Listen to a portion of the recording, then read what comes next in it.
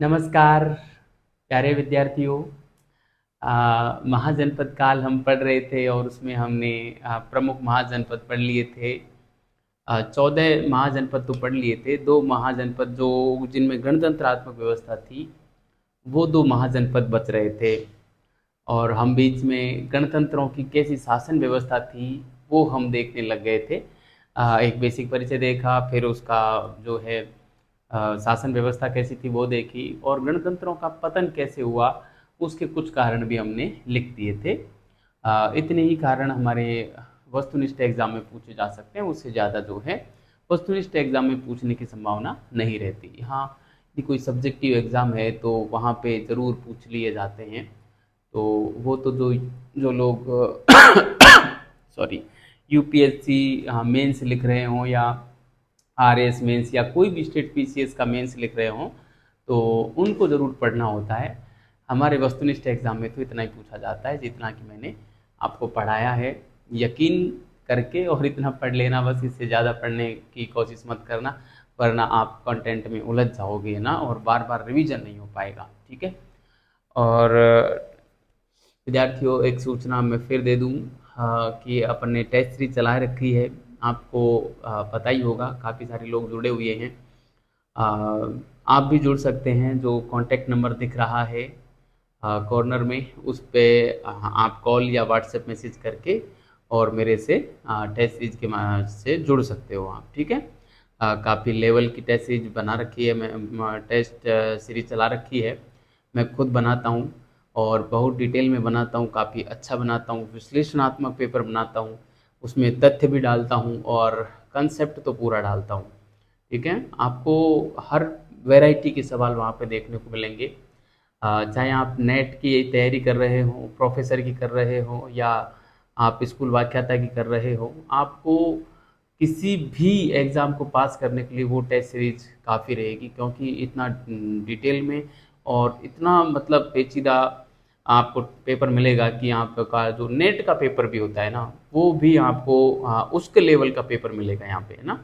तो आसानी से निकल जाएगा। यूपीएससी प्री भी आप अच्छे से निकाल सकते हैं ना, इस लेवल का। और यूपीएससी में जो सवाल पूछे जाते हैं, उस स्टाइल के सवाल मैं यहाँ पे बनाता हूँ ना।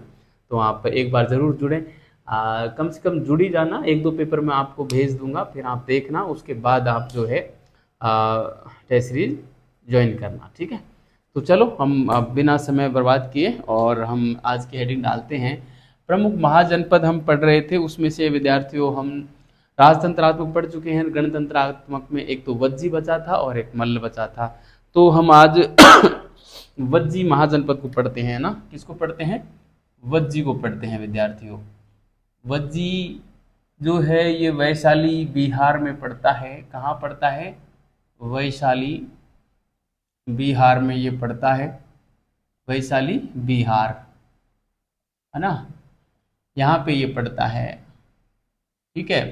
तो वज्जी के बारे में कुछ बातें हैं, बहुत ज़्यादा मैटर नहीं है, छोटा सा ही मैटर है। आज की क्लास छोटी सी होगी मेरे हिसाब से। देखते हैं कहाँ तक जा पाते हैं हम। तो मैं आपको बताऊं, सॉरी, नेपाल की तराई में और यह महाजनपद स्थित था।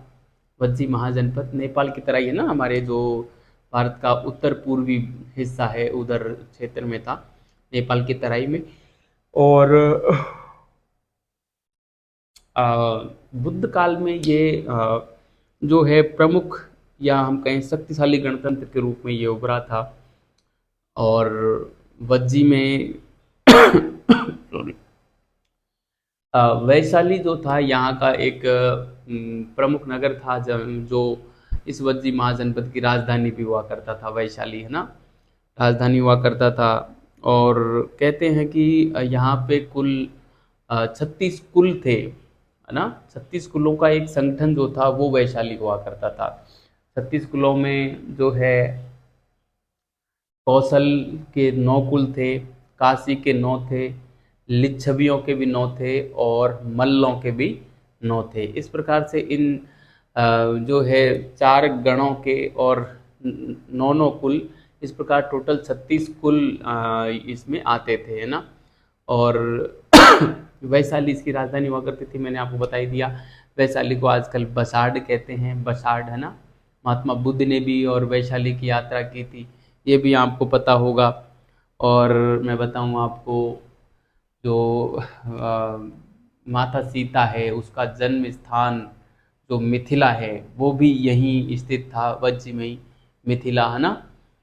जो कि विदेह गण का केंद्र हुआ करता था मिथिला, जिसको वर्तमान में जनकपुरी कहते हैं, क्योंकि सीता, माता सीता के पिता का नाम जनक था, तो उनके उस शहर होने के नाते उसको जनकपुरी भी कहते हैं, है ना।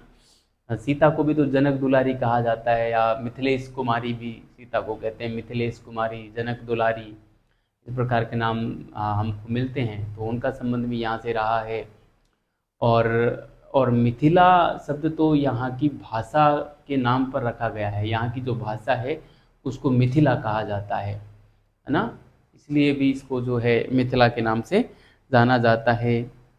और जो बौद्ध ग्रंथ है, क्या नाम से, बुद्ध घोष ने एक टीका की थी, बौद्ध ग्रंथ ही है, सुमंगल वासिनी, सुमंगल वासिनी या सुमंगल विलासिनी। उसके अनुसार यहाँ पर न्याय हेतु अष्टकुलिक न्यायालय भी यहाँ पे स्थापित हुआ करते थे, है ना। बुद्ध घोष की टीका है, बुद्ध घोष ने एक टीका लिखी थी, सुमंगल वासिनी, ठीक है। उसमें लिखा है कि न्याय हेतु यहाँ पर अष्टकुलिक न्यायालय स्थापित किए गए थे। तो ये सारी बातें हैं विद्यार्थियों वज्जी संघ से संबंधित, जो मैंने अभी आपको बोल के सुनाई है। तो इन सब बातों को मैं लिख देता हूँ यहाँ पे, ठीक है। तो हम स्टार्ट करते हैं। देखो सॉरी, वज्जी संघ के बारे में हम क्या क्या लिखेंगे। पहले तो इसकी भौगोलिक स्थिति के बारे में बात कर लेते हैं कि ये महाजनपद ही था ना, यह महाजनपद नेपाल की तराई में स्थित था, नेपाल की तराई में अवस्थित था, है ना। नेपाल की तराई में अवस्थित था तथा बुद्ध काल में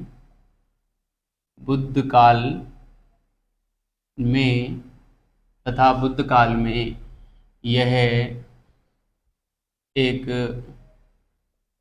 शक्तिशाली था, बुद्ध काल में यह एक शक्तिशाली गणतंत्र था, बुद्ध काल में यह एक शक्तिशाली गणतंत्र था, तथा बुद्ध काल में यह एक शक्तिशाली गणतंत्र था, ठीक है। इसकी राजधानी वैशाली हुआ करती थी, इसकी राजधानी वैशाली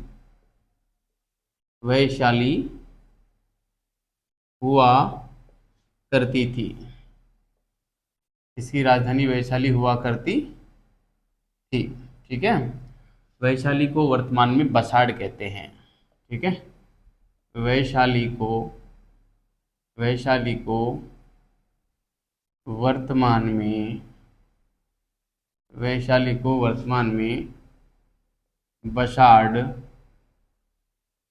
कहते हैं, वैशाली को वर्तमान में बसाड़ कहते हैं, ठीक है। वैशाली को वर्तमान में बसाड़ कहते हैं। और ये जो वैशाली थी लिच्छवियों का केंद्र हुआ करती थी, है ना। और यहाँ पर कुल 36 कुल का एक जो है संगठन था, है ना। 36 कुल संगठित थे, जिसको हम मिला के और जो है वैशाली बोलते हैं, है ना। तो वैशाली को वर्तमान में बसाड़ कहते हैं। यहाँ यह जो थी बसाड़ लिच्छवियों का एक केंद्र थी, है ना, यह लिच्छवियों का केंद्र थी, यह लिच्छवियों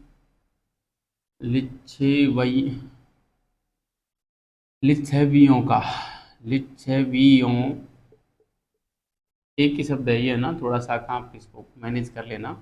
यह लिच्छवियों का एक केंद्र थी, यह लिच्छवियों का एक केंद्र थी, जिसमें जिसमें कुल जिसमें 36 कुल संगठित थे। 36 कुल संगठित थे, जिसमें कुल संगठित थे जो निम्नलिखित हैं, जो निम्नलिखित हैं, है ना, जो निम्नलिखित हैं। जैसे 36 कुलों में कौन कौन से देखिए, मल्ल के थे 9, तो 9 मल्ल के, और कौशल के 9, मल्ल के 9, कौशल के 9, काशी के 9, काशी के भी 9, और लिच्छवियों के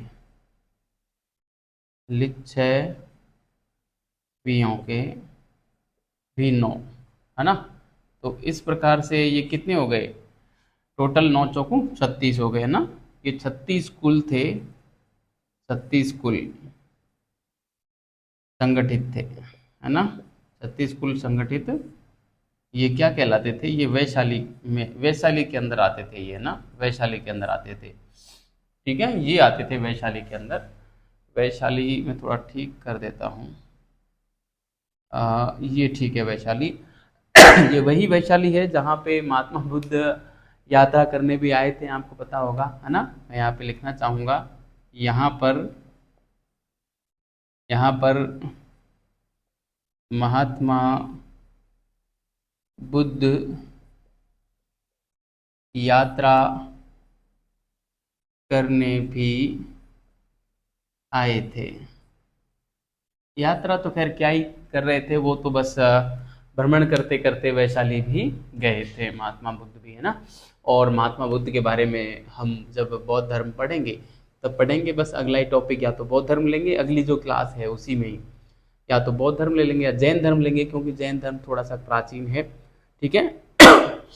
अब यहाँ का जो प्रमुख केंद्र था वैशाली का, यहाँ पे मिथिला प्रमुख केंद्र प्रमुख नगर हुआ करता था ना। बज्जी का प्रमुख नगर मिथिला हुआ करता था। ठीक है, तो मैं यहाँ पे लिखना चाहूँगा, यहाँ का प्रमुख नगर, व्यापारिक नगर था ये ना, प्रमुख व्यापारिक नगर मिथिला था। मिथिला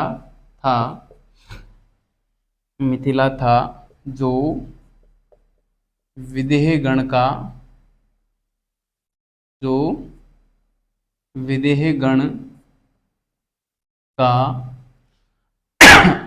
केंद्र था, जो विदेहगण का केंद्र था, है ना। विदेहगण के अंदर ये मिथिला आता था। मिथिला की सीता का संबंध जो है मिथिला से ही था ना, सीता, है ना। और वैदेही हमको पता ही है, जनक को कहा जाता है वैदेही, है ना। तो विदेहगण का केंद्र था, है ना, जिसे वर्तमान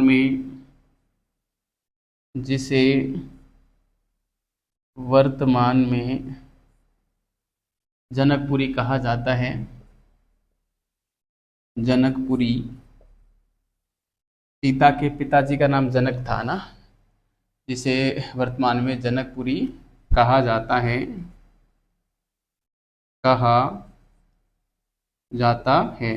सीता की माता का नाम क्या था बताइए कोई। मेरे हिसाब से तो सुलैना था।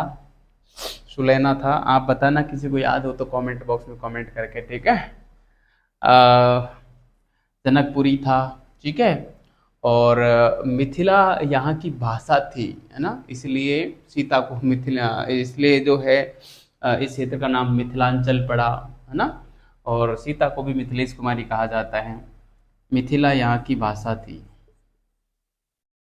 मिथिला यहाँ की ये सीता को मैं मिटा रहा हूँ ना, सीता को तो मैं क्या ही मिटा सकता हूँ, सीता शब्द जो मैंने लिखा है उसको मिटा रहा हूँ। मिथिला यहाँ की भाषा थी, आज भी है। ठीक है, तो ये बात भी आपको विशेष रूप से ध्यान रखनी है। जनकपुरी इसको वर्तमान में कहा जाता है। ये सारी बातें यहाँ पे हो जाती हैं। और हम यहाँ पे बात करें कि बुद्ध घोष की जो टीका है सुमंगल वासिनी, उसमें वर्णन मिलता है कि यहाँ पे न्याय हेतु और अष्टकुलिक न्यायालय स्थापित थे, है ना। सॉरी, बुद्ध घोष की टीका।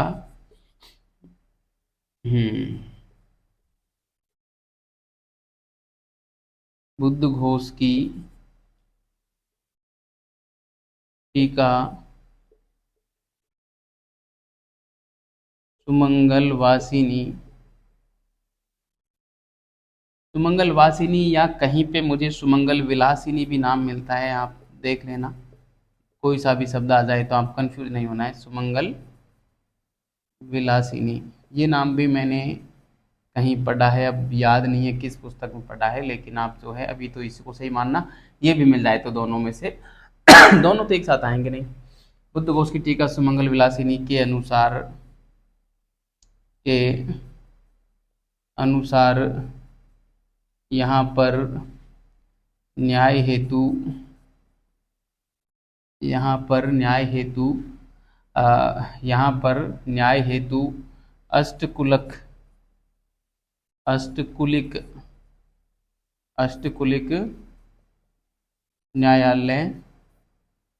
अष्टकुलिक न्यायालय थे।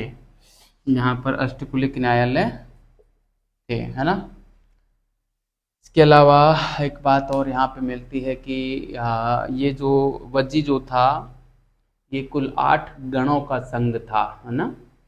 वज्जी 8 गणों का संघ था। ये बात भी मैं लिख देता हूँ यहाँ पे। ये इसको हम यहीं लिख देते हैं, न्यायालय थे, ठीक है। उसको यहीं लिख देते हैं और यहाँ पे हम लिखते हैं कि वज्जी 8 गणों का संघ था। अब 8 गण कौन कौन से थे देखिए। 8 गणों की हम बात करें तो सॉरी, 8 गण में वज्जी था, इसके अलावा लिच्छवी था। वज्जी, लिच्छवी, मिथिला और कुंडग्राम के ज्ञात्रक, ये तो 4 थे प्रमुख। इसके अलावा जो है उग्र इक्ष्वाकु भोग और कौरव। उग्र, इक्ष्वाकु, भोग और कौरव ये थे ना। तो सॉरी, मैं यहाँ पे बात करूं तो वज्जी एक गण था ना। वज्जी एक गण था। यहाँ ये पशुपालक थे, है ना। क्या थे? पशुपालक थे वज्जी। इसके अलावा एक था हमारे वज्जी के बाद जो है मिथिला। वज्जी मिथिला, है ना। वज्जी, मिथिला और हमारा वज्जी, मिथिला, लिच्छवी और एक हो जाएगा हमारा सॉरी, ज्ञात्रक थे ना, रामग्राम के रामग्राम क्या, कुंडग्राम के ज्ञात्रक, है ना। कुंडग्राम के ज्ञात्रक।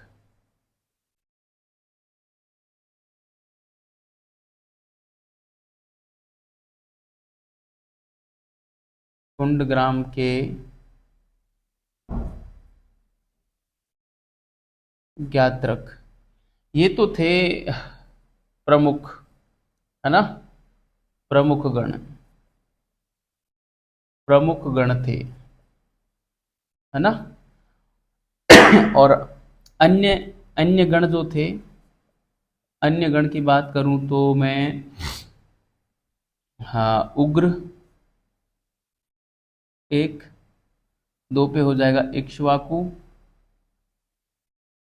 है ना। तीसरे पे हो जाएगा हमारा कौरव और चौथे पे हो जाएगा भोग, है ना।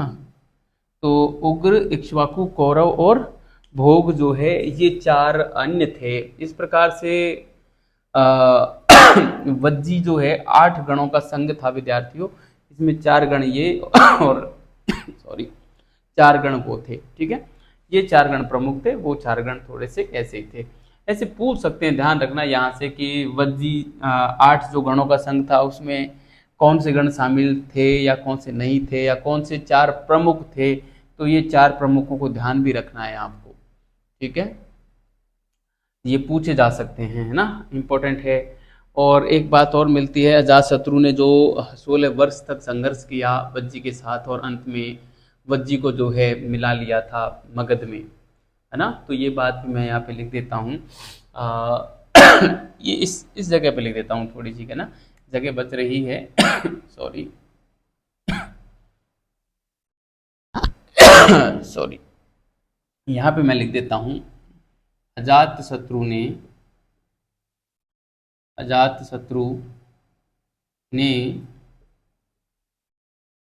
वज्जी संघ के साथ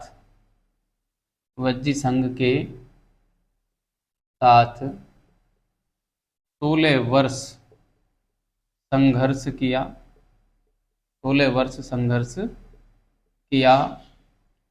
वह अंततः वज्जी का विलय मगध में कर लिया, वज्जी का विलय मगध में कर लिया। ठीक है, ये बात आपको विशेष रूप से जो है ध्यान रखनी है विद्यार्थियों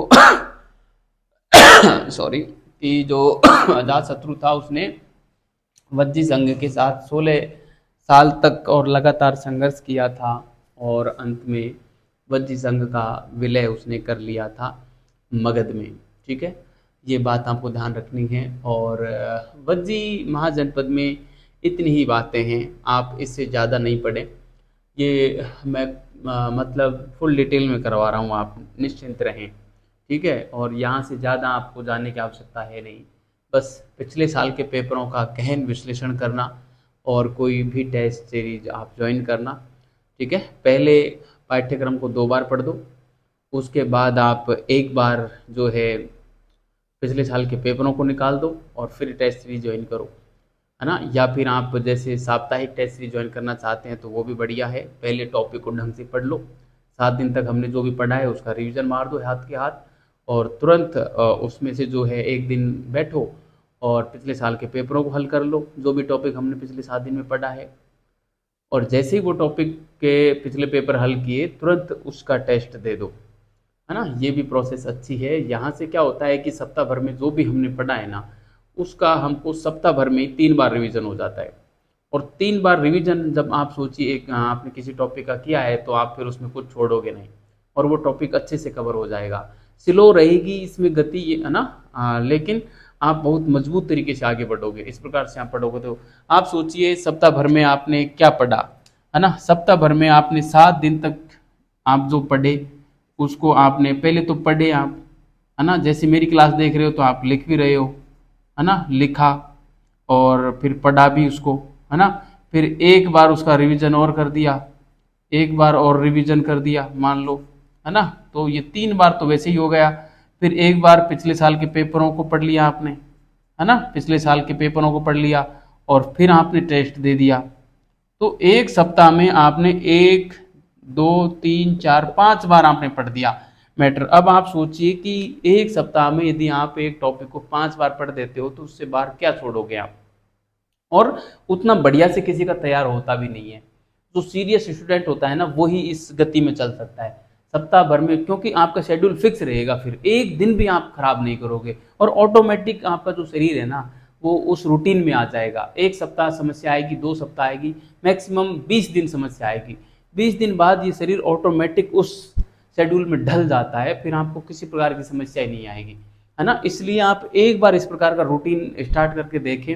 कम से कम 6 से 7 घंटे आप सब्जेक्ट को दें और 2 से 3 घंटे या 3 से 4 घंटे, 3 से 4 घंटे आप जीके वाले पेपर को दे दें। और इस गति से दोनों को टाइम देते हुए और कम से कम रोज 10 घंटे पढ़ते रहें। 10 घंटे पढ़ने के बाद भी आपके पास 14 घंटे बचते हैं। आराम से मौज मस्ती करो, कुछ भी खेलो कूदो सो, जो भी है, आपको फिल्म देखनी है कुछ भी करो, है ना, लेकिन 10 घंटे पढ़ाई होनी चाहिए। आपने इसको उतार लिया होगा विद्यार्थियों। मैं इसको तो मिटा रहा हूँ, है ना, इसको क्या पूरे को ही मिटा देता हूँ। और हम आते हैं अब अगली स्लाइड पे।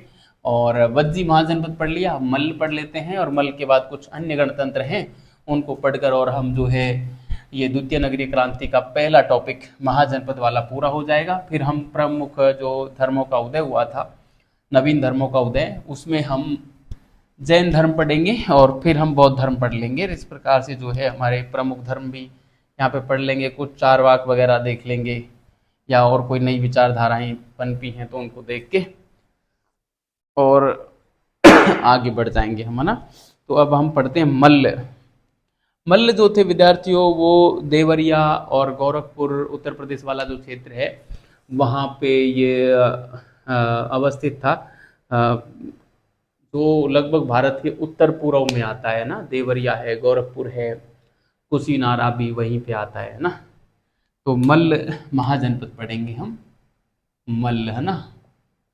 मल्ल में इसमें क्या आता था, देखो, एक तो देवरिया, देवरिया, है ना, एक गोरखपुर, ये जिले हैं। और देवरिया, गोरखपुर, कुशीनगर, कुशीनगर, है ना, ये आते हैं इसमें मल्ल में, ठीक है। अब मल्ल के बारे में क्या क्या बातें हैं मैं एक बार आपको जो है पूरा बोल के सुना देता हूँ, फिर हम सॉरी, फिर हम जो है पूरा लिख डालेंगे, ठीक है। तो पहले तो मैं बताऊं आपको, मल्ल जो था ये 9 गणों का समूह था। इसकी भी 2 राजधानियां हुआ करती थी, एक पावा और एक कुशीनारा। पावा में महावीर स्वामी का अंतिम संस्कार हुआ था, पावा के मल्लों ने किया था, और कुशीनारा के मल्लों ने महात्मा बुद्ध का किया था। ऐसा कहा जाता है कि पावा के मल्लों ने और महात्मा बुद्ध के स्वागत करने वालों पर 500 रुपये का, 500 कारसापण का और जो है जुर्माना लगाने की बात कही थी। तो कुशीनारा जो है वो वर्तमान के जो देवरिया जिला है उसका स्थान है ना, वर्तमान के देवरिया में अवस्थित था। और वर्तमान के देवरिया का कसिया नामक स्थान था, कसिया। और वर्तमान का जो पडरौना है वो पावा हुआ करता था किसी ज़माने का ना। तो देवरिया जिले का तो कसिया स्थान वो कुशीनगर था पहले, और पडरौना क्षेत्र जो है वर्तमान का वो पावा क्षेत्र था, ठीक है। ये यहाँ की प्रमुख प्रमुख बातें थी, वो मैंने आपको बताई। और जैसा कि मैंने आपको एक जगह बताया था पहले कि जो मल्ल थे वो आरंभ में राजतंत्र हुआ करते थे, बाद में जाके गणतंत्र बने थे, है ना। मल्ल और पांचाल, और जो है एक कुरु था, और एक कंबोज था शायद। तो ये 4 महाजनपद ऐसे थे जो आरंभ में तो थे राजतंत्र थे, बाद में गणतंत्र बने, है ना। अब पांचाल कन्फर्म है, कुरु कन्फर्म है, मल्ल कन्फर्म है। एक नाम शायद कंबोज है, कुरु, और एक एक शायद कंबोज ही है, या कौशल तो नहीं था, कंबोज ही होना चाहिए। आप देख के और कमेंट बॉक्स में कमेंट करके बताना, ठीक है। मैंने लिखा है, अभी मैं थोड़ा कंफ्यूज हो रहा हूँ, ठीक है। चलो हम मल्ल की बात कर लेते हैं, मल्लों की बात करते हैं। यहाँ पे करते हैं, देखो, इसकी 2 राजधानियाँ थी, इसकी 2 राजधानियाँ थी, है ना। कौन कौन सी थी 2 राजधानियाँ? एक तो थी कुशीनारा, कुशीनारा, और दूसरी थी पावा, है ना। यहाँ पे तो महात्मा बुद्ध का अंतिम संस्कार हुआ, महात्मा बुद्ध का अंतिम संस्कार हुआ। और पावा में सॉरी, महावीर महावीर स्वामी का अंतिम संस्कार हुआ। ठीक है, महावीर स्वामी का अंतिम संस्कार यहाँ पे हुआ था, कहाँ पे, पावा में हुआ था। ठीक है, तो एक ये बात हो गई। विद्यार्थियों, ये पावा के जो मल्ल थे, कहते हैं कि पावा के मल्लों ने पावा के मल्लों ने महात्मा बुद्ध के महात्मा बुद्ध के स्वागत करने वालों पर स्वागत करने वालों पर स्वागत करने वालों पर 500 कारसापण 500 कारसापण का जुर्माना लगाया था। ठीक है, सॉरी ये बात ध्यान रखना। कुछ जगह मैंने ये भी पढ़ा मिला है विद्यार्थियों की, जो कुशीनारा के मल्ल थे उन्होंने 500 कारसापण का जुर्माना उन लोगों पे लगाया था जो महात्मा बुद्ध का स्वागत नहीं करेंगे उन पर। लेकिन यह बात थोड़ी समझ से परे की लगती है, क्योंकि इतना बड़ा संसार है और उस संसार में आप किस किस पे दंड लगाने जाओगे भाई। प्रत्येक व्यक्ति तो और बुद्ध का स्वागत कर नहीं सकता, है ना। तो इस हिसाब से था। लेकिन अब यहाँ पे भी देखो, जो बुद्ध का स्वागत करेगा वो तो उनकी तो संख्या निश्चित होगी ना, कि कुछ लोग ही बुद्ध का स्वागत कर सकते हैं। तो इस हिसाब से पावा के मल्लों ने ये कहा कि जो स्वागत करेगा उस पर 500 कारसापण का दंड लगाया जाएगा। तो ये तो थोड़ा सा संभव नजर आता है कि चलो ऐसा तो कर दिया होगा, क्योंकि किसी भी एक व्यक्ति का स्वागत करने के लिए उस व्यक्ति का भी वहाँ पे पहुँचना अनिवार्य होगा, तभी तो स्वागत होगा। और उस जमाने में इतने कम्युनिकेशन के साधन नहीं थे कि वो एक विशाल पैमाने को और छू सके, है ना। इसलिए एक चंद क्षेत्र में महात्मा बुद्ध घूमे होंगे, तो हो सकता है उस क्षेत्र के लोगों ने इनका स्वागत किया हो और इन्होंने जुर्माना लगाया हो। लेकिन ऐसा संभव नहीं है कि जो नहीं लगाएगा, जो स्वागत नहीं करेगा, उस पे जुर्माना लगाया जाए, है ना। तो समझ गए होंगे आप। कुशीनारा जो है वो वर्तमान में यहाँ पे लिखना चाहूंगा, कुशीनारा जो देवरिया जिला है, वर्तमान के देवरिया वर्तमान के देवरिया जिले का जो कसिया क्षेत्र है वो कुशीनारा कहलाता था ना। वर्तमान के देवरिया जिले, ये यूपी में पड़ता है ना, यूपी में पड़ता है। ठीक है, वर्तमान के देवरिया जिले के कसिया नामक स्थान पर, कसिया नामक स्थान ये कुशीनारा कहलाता था ना, ये कुशीनारा कहलाता था। जबकि पावा क्या था, पावा है वर्तमान का पडरौना क्षेत्र, है ना। वर्तमान का पडरौना क्षेत्र, वर्तमान का जो पडरौना क्षेत्र है वो जो है पावा कहलाता था पहले, है ना। और सॉरी, जो मल्ल महाजनपद था, मल्ल महाजनपद आरंभ में राजतंत्र था, मगर बाद में गणतंत्र बना। ठीक है, तो एक ये बात भी आपको जो है ध्यान रखनी है। इसके अलावा जो है अजातशत्रु ने और इसका भी विलय कर लिया था। अजातशत्रु ने मल्लों का भी विलय करके मगध में कर लिया था ना। ठीक है, अजातशत्रु ने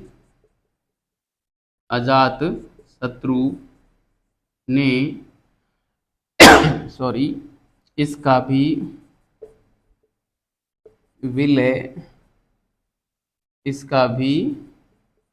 विलय मगध में कर लिया था, कर लिया था। ठीक है, तो इसमें इतना ही है विद्यार्थियों, ज़्यादा कुछ है नहीं, बस आप इसको ध्यान रखें, अच्छे से इसको पढ़ें, और यहाँ से बाहर कोई सवाल जो है अ, मुझे लगता है कि नहीं जाएगा। ठीक है, अब हम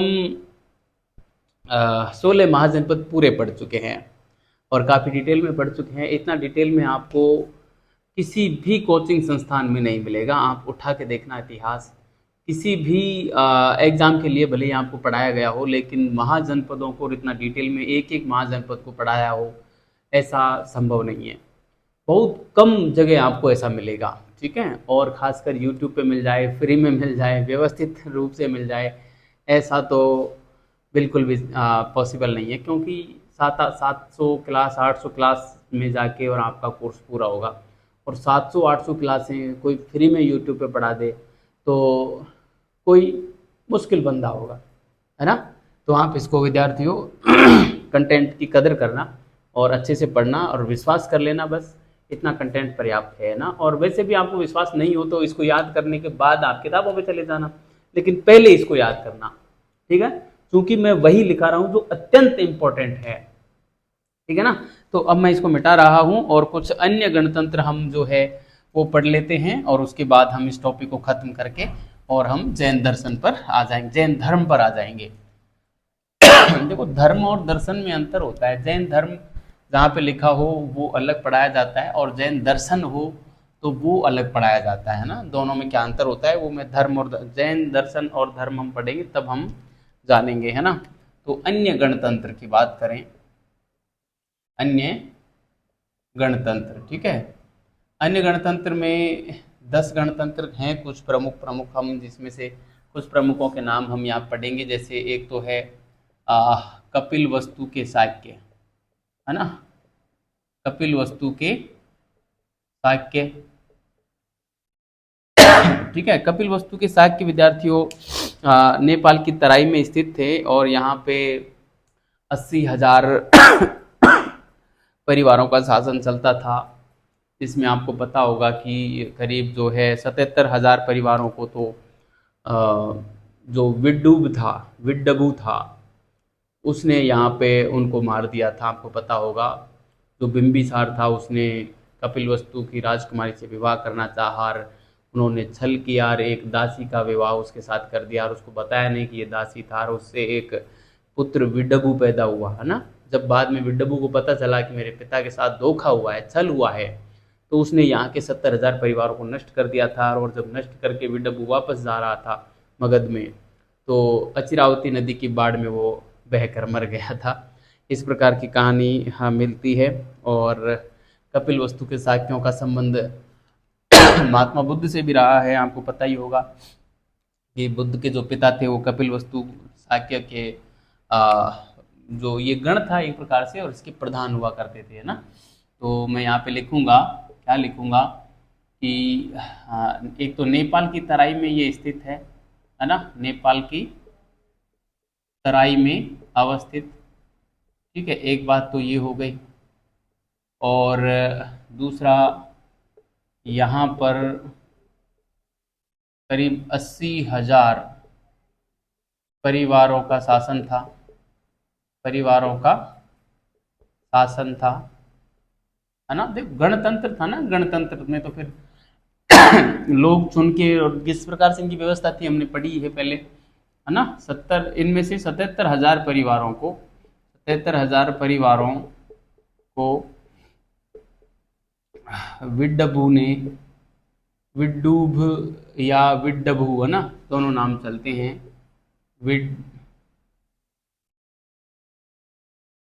विड्डबू ये भी नाम चलता है, ने समाप्त किए, ने समाप्त किए। क्यों किए थे ये मैं कारण नहीं बताऊंगा, यहाँ पे पहले बता चुका हूँ और अभी भी बोल के बताया ही है। सॉरी, महात्मा बुद्ध का जो जन्म हुआ था ना वो भी यही हुआ था। महात्मा बुद्ध का जो जन्म हुआ था वो कपिल वस्तु का वर्तमान में तो सिद्धार्थ नगर है, यूपी का क्षेत्र, लेकिन पहले कपिल वस्तु का जो रुमिनदेही नामक स्थान था वहाँ पे महात्मा बुद्ध का जन्म हुआ था ना, वो हम महात्मा बुद्ध में पढ़ेंगे, लेकिन यहाँ पे मैं लिखा देता हूँ बुद्ध से संबंधित लिख देता हूँ बस, है ना, बुद्ध से संबंधित भी ये रहा है, क्योंकि बुद्ध के जो पिता थे वो भी कपिल वस्तु के जो शाक्य थे उनके कपिल वस्तु के शाक्य थे, शाक्य गण के प्रधान थे, है ना, और महात्मा बुद्ध का जन्म भी यहाँ हुआ था। तो ये बात आपको ध्यान रखनी है, इम्पोर्टेंट बात है। इसके अलावा जो है सुमसुमार के मग्ग आते हैं, है ना, सुमसुमार के मग्ग जो कि यमुना व सोम सरिता के मध्य अवस्थित ये जनपद था, यमुना व सोम सरिता के मध्य अवस्थित था। और ऐत्रेय ब्राह्मण में उल्लेख मिलता है कि भृगुवंश यहाँ पे शासन करता था। सुमसुमार के मग्ग, है ना, मैं 2 नंबर पे लिखना चाहूंगा, सुमसुमार, है ना, के मग्ग, सुमसुमार के मग्ग, है ना सॉरी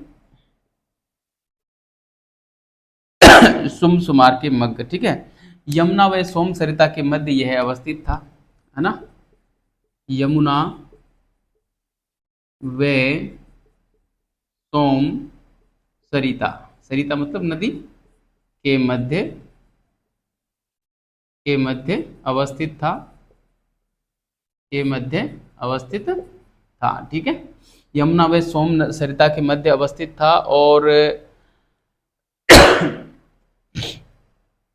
ऐत्रेय ब्राह्मण में ये जिक्र मिलता है कि यहाँ पे भृंगु वंश का शासन होता था, है ना, भृंगु वंश का शासन चलता था, ठीक है।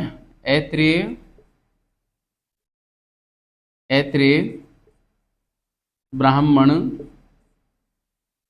के अनुसार, ऐत्रेय ब्राह्मण के अनुसार यहाँ पर भृंगु वंश का शासन था, भृंगु वंश का शासन था, ठीक है। इंपॉर्टेंट बात है, कई बार इस प्रकार की बातें जो हैं पूछ ली जाती हैं। और इसके अलावा भी यहाँ से कुछ जानकारी मिलती है कि जो वत्स शासक था उदयन, वत्स शासक उदयन का जो पुत्र था बोधि कुमार, हाँ बोधि कुमार, वत्स उदयन का ही शासक था, ठीक है। वत्स शासक उदयन का पुत्र था बोधि कुमार, वो यहीं पर जो है रहता था, है ना, मतलब यहीं पे रहता था। वो भी बात मैं यहाँ पे लिखना चाहूंगा, सॉरी, वत्स शासक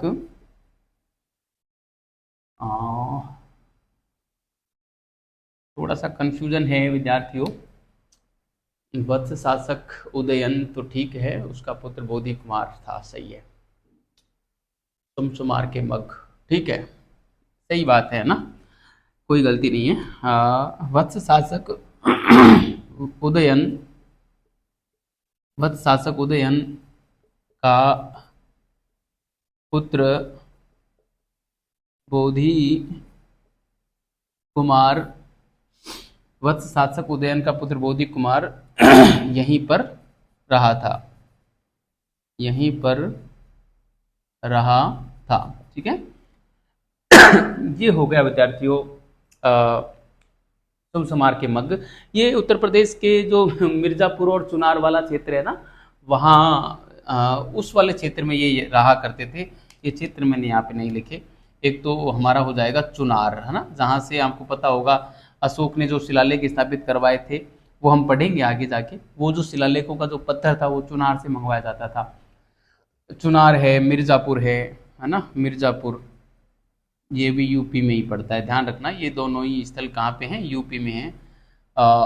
मैं पहले मिर्जापुर को और एमपी में समझता था, जहाँ तक मैं पढ़ता था, बढ़िया तैयारी करता था। लेकिन जब मैंने पढ़ाया इसको तब जाके पता चला कि ये यूपी में है। मैं गलत पढ़ता था इसको पहले हमेशा ही। खैर ये बात हो गई। इसके अलावा भी कुछ गणतंत्र थे हमारे, जैसे अलकप के जो बुली हैं, है ना, अलकप के बुली हैं, और केसपुत के कालाम हैं, रामग्राम के कौलिय हैं, है ना, ऐसे ऐसे नाम मिलते हैं। तो मैं यहाँ पे लिखना चाहूँगा सॉरी, अलकप के बुली, ठीक है, अलकप के बुली। अलकप के बुली जो थे विद्यार्थियों, इसमें बहुत ज़्यादा नहीं है। आरा बिहार वाला जो क्षेत्र है वहाँ पे ये फैला हुआ था, वर्तमान का आरा बिहार। और बेतिया इसकी राजधानी हुआ करती थी, बेतिया जिसको वर्तमान में वेलट्ठी पुत्र कहा जाता है, वरना वर्तमान में इसको अ, वेलट्ठी पुत्र क्या वेठिल द्वीप कहा जाता है ना। बेटिया इसकी जो है राजधानी हुआ करती थी, है ना। बेटिया इसकी राजधानी हुआ करती थी। सॉरी, बेटिया इसकी राजधानी होती थी, होती थी या थी, है ना। और वेठिल द्वीप यहाँ पे था, है ना। वेठिल द्वीप, वेठिल द्वीप जो था यहाँ पे था ना। जो आरा है, आरा, आरा बिहार वाला जो क्षेत्र है वो यहाँ वो उसमें ये फैला हुआ था, अलकप के बुली आरा बिहार वाले क्षेत्र में, ठीक है। सॉरी, तीन हो गए, अलकप के बुली, केसपुत के कालाम, रामग्राम के कौलिये। कुछ एक अब नाम ही चलेंगे बस। मैं थोड़ा सा इसको मिटा देता हूँ विद्यार्थियों, फिर हम जो है आगे की बात करते हैं, अगली उस स्लाइड पे करते हैं। ये आप उतार लिया होगा आपने, ठीक है। केसपुत के कालामों की एक विशेषता है कि आपको पता होगा, जो आलार कालाम थे वो यहीं के रहने वाले थे, है ना। केसपुत के कालामों के यहीं के रहने वाले थे, जिसने और जो है महात्मा बुद्ध को भी उपदेश दिया था, बुद्ध के पहले गुरु कहलाते हैं। तो मैं यहाँ पे लिख सकता हूँ, केसपुत के कालाम, केसपुत के कालाम, ठीक है। सॉरी, केसपुत के कालाम जो है विद्यार्थियों, ये हमारे सुल्तानपुर जो है उत्तर प्रदेश का क्षेत्र, बिल्कुल अयोध्या से इधर जाना पड़ता है करीब 70 किलोमीटर दूर।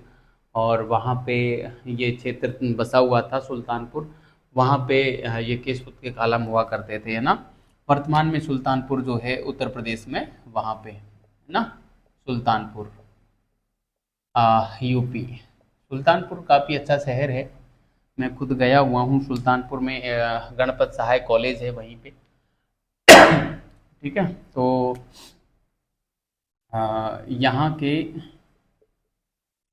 अ, आलार कालाम, आलार कालाम ने महात्मा बुद्ध को, महात्मा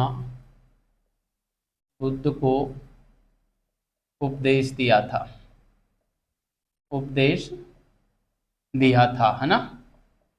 बुद्ध के प्रथम गुरु, है ना, यही तो माने जाते हैं, बुद्ध के प्रथम गुरु माने जाते हैं आलार कालाम, गुरु माने जाते हैं, है ना। बुद्ध के प्रथम गुरु माने जाते हैं। ये केशपुत के थे विद्यार्थियों ना। इसके अलावा रामग्राम के कौलिये, है ना। सॉरी, रामग्राम के कौलिये, रामग्राम के कौलिये, ठीक है। रामग्राम के कौलिये में इनका विद्यार्थियों विवाद चलता था कपिल वस्तु के शाक्यों के साथ, जो है रोहिणी नदी को लेकर, है ना। रोहिणी नदी को लेकर चलता था, जिसको बाद में महात्मा बुद्ध ने जो है समाप्त भी करवाया था। ये गोरखपुर यूपी वाला क्षेत्र है, गोरखपुर यूपी, है ना। ये भी लगभग जो उत्तर पश्चिम भारत है, उत्तर पूर्वी भारत है, वहाँ पे मतलब अ, नेपाल के पास वाला क्षेत्र ही है। इसका कपिल वस्तु के शाक्यों के साथ, कपिल वस्तु के शाक्यों के साथ रोहिणी नदी को लेकर, रोहिणी नदी को लेकर विवाद चलता था, विवाद चलता था, जिसे जिसे महात्मा बुद्ध ने, जिसे महात्मा बुद्ध ने सुलझाया था, सुलझाया था या समाप्त करवा दिया था, है ना। राम ग्राम के कौल ये हो गए, ठीक है। सॉरी। इसके अलावा हम बात करें, एक तो हमारे कुशीनारा के मल्ल आ जाएंगे, दूसरे पावा के मल्ल भी अन्य गणतंत्रों में आ जाते हैं। इसके अलावा पिपलीवन के मौर्य सॉरी, पिपलीवन के मौर्य, मिथिला के विदेह और लिच्छवी के जो है, सॉरी, वैशाली के लिच्छवी, है ना। ये कुछ एक नाम आएंगे, जैसे सॉरी, कुशीनारा के मल्ल, कुशीनारा के मल्ल, साथ में पावा के मल्ल, पावा के मल्ल, 8वें नंबर पे मैं डालूं तो वैशाली के लिच्छवी, वैशाली के लिच्छवी, मिथिला के विदेह, मिथिला के विदेह, रामग्राम के कौलिये डाल दिए, कुशीनारा के मल्ल, पावा के मल्ल, वैशाली के लिच्छवी, मिथिला के विदेह, और एक और कौन सा बचा, 10 थे, है ना। केशपुत के कालाम, रामग्राम के कौलिये, और उससे पहले हमने पढ़े कपिल वस्तु के साक्य, हलकप के बुली, सुषुमार के मग्ग, और कौन बचा, केशपुत के कालाम, रामग्राम के कौलिये, कुशीनारा के मल्ल, पावा के मल्ल, वैशाली के लिच्छवी, मिथिला के विदेह। एक नाम और है, पिपलीवन के मौर्य। हाँ, एक नाम और याद आएगा, पिपलीवन के मौर्य, ठीक है। 10 नंबर पे मैं डाल देता हूँ पिपलीवन, पिपलीवन के मौर्य, ठीक है। तो ये थे प्यारे विद्यार्थियों 10 अन्य जो गणतंत्र थे, 10 गणतंत्र ही थे। इसमें 2 तो हमने वैसे अच्छे से पढ़े, कुशीनारा, पावा के मल्ल, है ना। और ये था प्यारे साथियों गणतंत्रों के बारे में जो प्रमुख प्रमुख बातें थी, वो मैंने यहाँ पे जो है आपको बता दी। और यहाँ से बाहर कुछ नहीं जाएगा। एक चीज़ मैं यहाँ पे थोड़ा सा बताना चाहूँगा, यहाँ पे एक तिहरा दुर्ग की बात मिलती है वैशाली में, है ना। तिहरा दुर्ग मिलता है, तिहरा दुर्ग ना, तिहरा दुर्ग से मतलब क्या है, तिहरा दुर्ग मिलता है, ठीक है। तिहरा दुर्ग से मतलब क्या है कि एक ऐसा दुर्ग था जिसमें 3 दरवाजे, एक ऐसा प्रकोटा बना दिया इसमें जिसमें 3 दरवाजे बना दिए। एक ऐसा शहर था जिसके चारों ओर प्रकोटा बनाया, है ना, वैशाली के जो लिच्छवी थे इन्होंने, ठीक है। मान लो ये कोई शहर है ना, ये यहाँ पे कोई शहर बसा हुआ है, इसके चारों ओर एक प्रकोटा बना दिया, इसमें 3 दरवाजे, 1 2 और ये 3 दरवाजे बना दिए। ये दरवाजा तो था सोने का, सोने का दरवाजा, सोने का द्वार, ठीक है, जो कि उच्च वर्ग के लिए था। उच्च वर्ग के लोग यहीं से एंट्री मारते थे, है ना। ये है चांदी का, ये है चांदी का, ये था मध्यम वर्ग के लिए, मध्यम वर्ग के लिए, ठीक है, मध्यम वर्ग के लिए, ठीक है। और ये था तांबे का, तांबे का, है ना, तांबे का ये द्वार, है ना, चांदी का द्वार लिखना है यहाँ पे, द्वार, मैं यहाँ पे द्वार लिखता हूँ। और ये था निम्न वर्ग के लिए, निम्न वर्ग के लिए, ठीक है। इस प्रकार की व्यवस्था यहाँ पे थी कि तांबे के द्वार में होके तो जो है निम्न वर्ग जाएगा, चांदी के द्वार में होके मध्य वर्ग गुजरेगा, और सोने के द्वार में होके उच्च वर्ग गुजरेगा। ये इस प्रकार की व्यवस्था यहाँ पे थी, कहाँ पे, वैशाली के लिच्छवियों की व्यवस्था थी, ठीक है। आप इसको उतार लें, ऐसा थोड़ा सा बस समझ लेना, या इसको भाषा में लिख लेना, या ऐसे बना के भी आप जो है लिख सकते हैं। ठीक है, तो इतना था प्यारे विद्यार्थियों। अब हम अगली क्लास में जैन धर्म पढ़ेंगे। बड़ा ही इंटरेस्टिंग और महत्वपूर्ण टॉपिक है। कई सवाल, हर बार सवाल जैन धर्म से आते हैं, बौद्ध धर्म से आते हैं, और हर एग्ज़ाम में लगभग आते हैं जहाँ पे वो टॉपिक लगा हुआ हो। ठीक है, तो अच्छे से पढ़ना, इसको बढ़िया से तैयार करना, फिर हम टेस्ट लेंगे इसका। और टेस्ट सीरीज से जो भी जुड़ना चाहते हैं वो मेरे से इस कॉन्टैक्ट नंबर से जुड़ सकते हैं। कॉन्टैक्ट नंबर पे कॉल करके या मैसेज करके जुड़ सकते हैं। ठीक है, तो बहुत बहुत धन्यवाद विद्यार्थियों। अच्छे रहिए, मस्त रहिए और पढ़ते रहिए।